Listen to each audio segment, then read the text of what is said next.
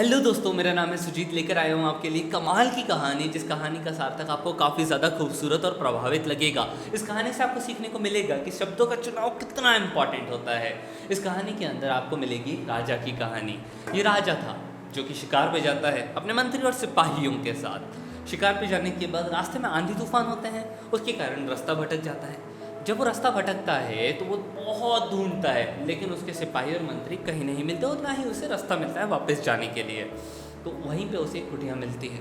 उस कुटिया के अंदर उसे उम्मीद रहती है कि कोई होगा, कोई सन्यासी होंगे, कोई बाबा होगा या कोई इंसान होगा जो कि उसे रास्ता बता पाए। वो अपने घोड़े से उतरता है, अंदर कुटिया की तरफ जाता है। कुटिया खोलता है तो उसे एक बाबा दिख रहे होते हैं जो कि नेत्रहीन होते हैं और वो पूजा में लगे रहते हैं।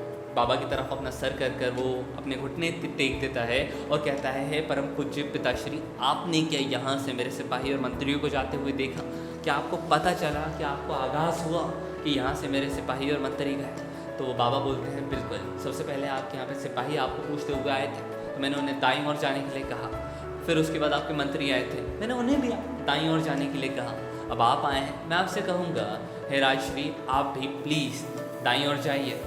तो वो जो राजा रहता है वो उनकी बात मानता है और प्रणाम करके घोड़े पे बैठ के दाईं ओर की तरफ निकल जाता है। जैसे कि सीक्वेंस में उन बाबा जी ने बताया था, सबसे पहले सिपाही, उसके बाद मंत्री आए थे। उसी सीक्वेंस में उससे वो दोनों मिलते हैं। सबसे पहले मंत्री मिलते हैं, उसके बाद सिपाही मिलते हैं। वो जब दोनों से मिल जाता है तो वो उसके माइंड के अंदर कुछ क्वेश्चंस घूम रहे होते हैं और उतने में मंत्री उससे बोलता है कि अब अपन लोग शिकारी पे चलते हैं राजा, क्योंकि अभी तक अपन ने यहाँ पे शिकार करा नहीं है। तो राजा बोलता है कि नहीं, अभी शिकार नहीं, पहले उन बाबा के पास वापस चलो, मुझे उनसे कुछ सवाल और जवाब करने हैं। तो वो तीनों के तीनों अब वापस बाबा की तरफ जाते हैं। अंदर जाने के बाद अगेन वही बोलता है, हे परम पूज्य पिताश्री, मुझे आपसे कुछ सवाल पूछना था।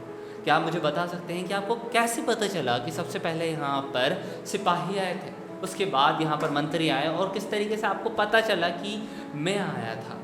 तो क्योंकि हम में से किसी ने भी आपको बताया बिल्कुल भी नहीं था कि हम लोग कौन हैं, तो आपको कैसे दिखा ये, आपने कैसे पता लगाया?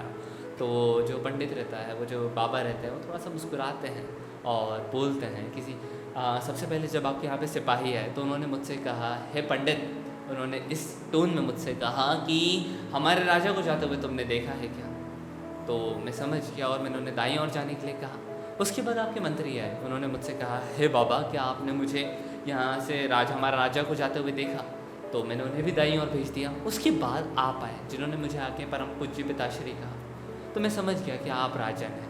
इंसान कहीं ना कहीं जितना ज़्यादा ऊपर रहता है, उसकी बात करने के तरीके, उसके शब्दों का चुनाव उतना ही ज़्यादा खूबसूरत रहता है।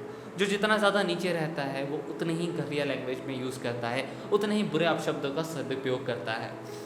ये बात सुनकर राजन कहते हैं उस बाबा जी से कि आपने आज मुझे ज़िंदगी का सबसे बड़ा ज्ञान दे दिया कि इंसान की पहचान उसकी शक्ल, उसके पैसों से कई गुना ज़्यादा पहले उसके बात करने के तरीके से होती है। कहानी तो ख़त्म हो गई है, लेकिन मैं आपको बताना चाहूँगा कि इस लाइफ के अंदर अगर आप कॉम्पीट करना चाहते हैं, इस ज़िंदगी के अंदर अगर आप सबसे ऊपर रहना चाहते हैं, तो एक ऐसी चीज़ पे आप ध्यान दे सकते हैं जो चीज़ कई लोगों के पास आज भी नहीं है। स्वाभिमान, घमंड, एटीट्यूड, आत्मसम्मान के चलते कई लोग आजकल अपनी जो टोन और शब्दों का चुनाव है वो बहुत गंदा करते हैं।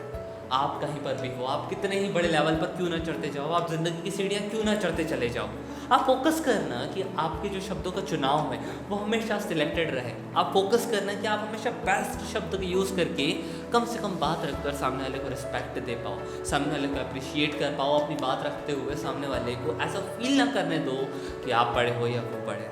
आप हमेशा सबका सम्मान करिएगा तो आप छोटी जगह पर भी बड़ा बनकर रहेंगे, नहीं तो आप बड़ी जगह पर भी छोटे बनकर रहेंगे।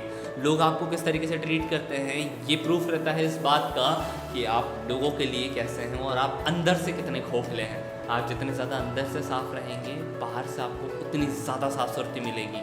आप अंदर से जितने काले रहेंगे, बाहर से उतना अंधेरा आपकी लाइफ में आपको मिलेगा। ये थी एक छोटी सी सीख, ये थी एक छोटी सी कहानी। ऐसी ही कहानियाँ सुनते रहने के लिए चैनल को सब्सक्राइब ज़रूर करना और इस वीडियो को सही इंसान तक ज़रूर पहुँचाना, और अच्छी लगी हो तो लाइक ज़रूर करना।